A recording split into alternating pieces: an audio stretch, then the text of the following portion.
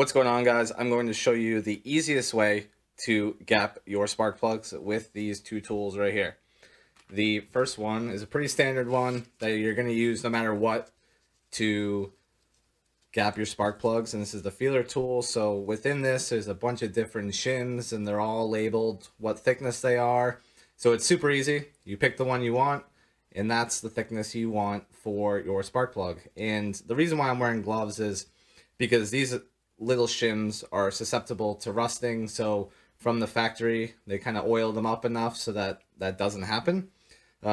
This brand in particular, I think, had rusting issues originally from some of the reviews I saw on Amazon, and their response was to oil the crap out of this. So I did wipe it down a little bit, but still there's some oil on them, and which is good because I don't want it to rust.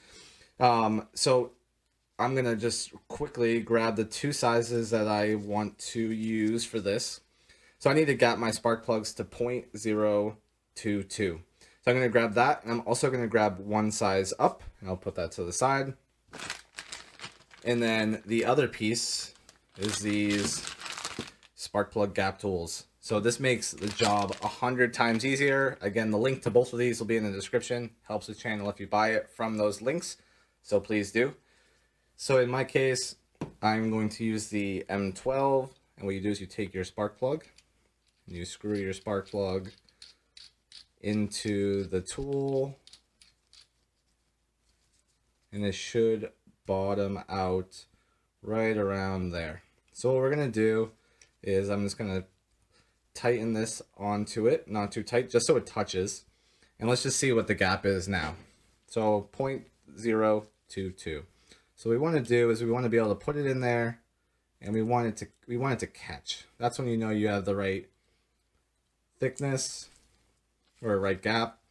And technically, if we are at our desired gap, we shouldn't be able to fit in the one size up. So if I put this in here just like that, it looks like this one might be pretty on, and so I'm going to actually back this off and check one more time. So when you're gapping this, what you don't want to do is you don't want to gap where you don't want to tighten this down and keep checking while this is tightened down, because as soon as you release this, the top of the spark plug will start to go into a relaxed state, and you may notice that the gap increases a little bit. So always kind of remove this from the top of the spark plug while you're testing. So let's just double check real quick. So that actually feels pretty good sliding. I feel a slight resistance. And then one size up. So that actually fits in just a little bit, but it's really snug and I cannot move it back and forth. So this one is pretty much on the money. What I'm going to do is I'm going to tighten this down. And if you have issues, because this gets a little stiff, let me try doing it by hand, seeing if that works.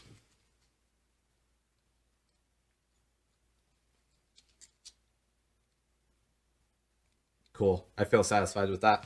If you have a situation where you need to get that gap down a significant amount, you can always use a pair of pliers and just grab onto the top here and use that to tighten down if you have any issues. But then, yeah, it's as easy as that. So if you like this video, subscribe to the channel, give it a thumbs up.